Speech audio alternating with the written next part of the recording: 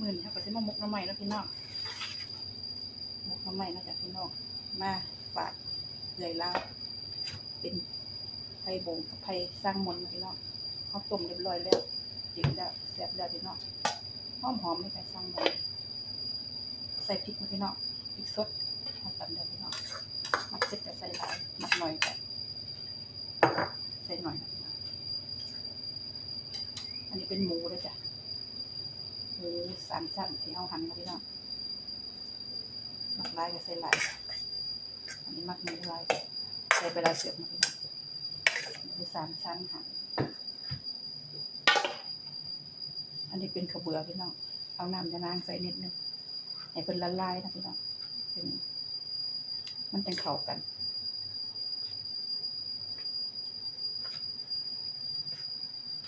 ได้แล้วเทลงเสร็จเลยพี่น้อง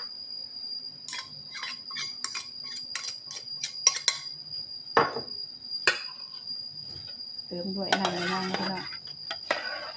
น้ำยานางยองข้นๆเลยทำดีก่อนคนลงสักปันจากนั้นเป็นน้ำปลาพี่น้องกะเอาพี่น้องบ่มีสูตรมีแต่สูตรกะน้ำปลา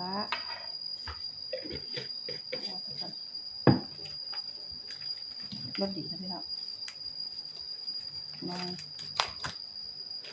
ชูรสค่ะความอร่อยใส่หน่อยเสียบหน่อยใส่หลายเสียบหลายคิวจ้าเติมเกลือพี่น้องนิดนึงให้สีเค็มนะพี่น้องเนาะเกลือนิดนึงนี่จะสูตรกะนะคะมันสูตรมาตรฐานซึ่งเราคนพี่น้องคนให้เข้ากันมี3 ชั้นนะพี่น้องใส่ไปเลยน้ำใหม่สดๆแซ่บพี่น้องน้ำใหม่แห้งขึ้นแล้วก็แซ่บน้ำใหม่ต้องกินสดๆเอามาใหม่ๆสดๆเลยเผ็ดเลยนะพี่น้องแซ่บคนเติมน้ำพี่น้องน้ำยานางเติมลงไป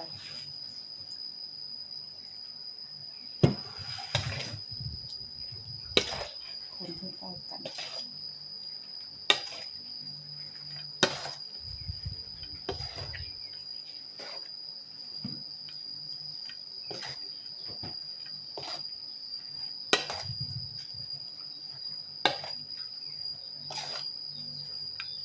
ใส่นิดนึงนะ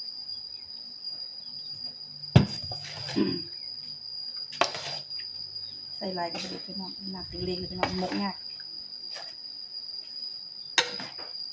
กะเป็นพอดีมีแต่สูตรกะพี่น้องเติมไปเรื่อยๆ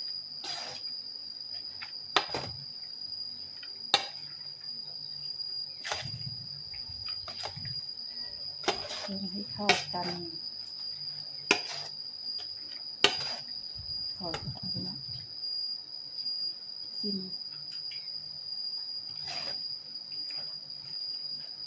ยังมันนัวเป็นแบบนี้นะนี่นะลง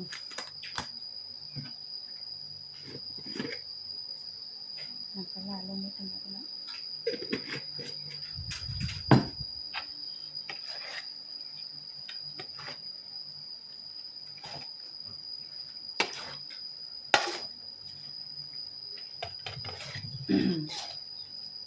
ชมให้เข้ากันของแซ่บนะคะกินประจำบ้านเฮาอีสานบ้านเรากินหน่อไม้กินอาหารตามฤดูกาลนะพี่น้อง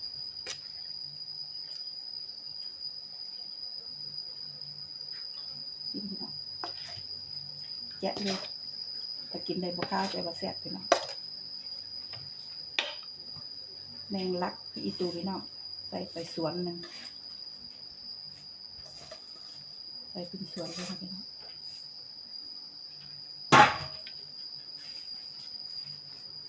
บรรยากาศพี่น้อง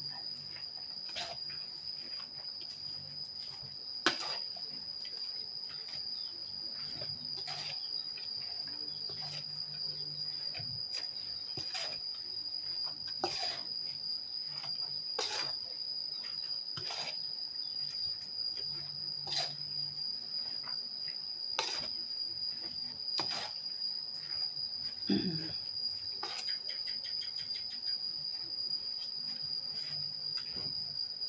เคพอพี่น้องค่ะ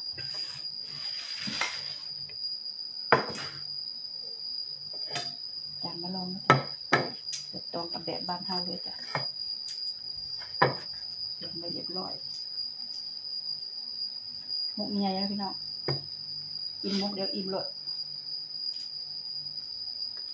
ใหญ่ๆเลยพี่น้องโอเค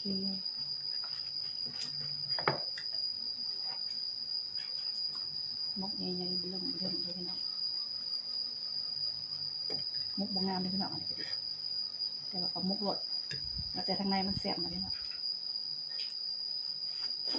ไปตรงห้องก่อนคือวันนี้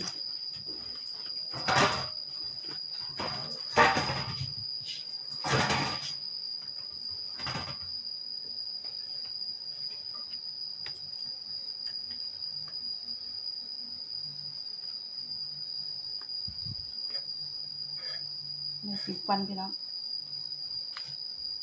ตัดเลยเรียบร้อยประมาณนี้พี่น้องโอเคค่ะทานหนึ่งแล้วพี่น้องโอเคค่ะ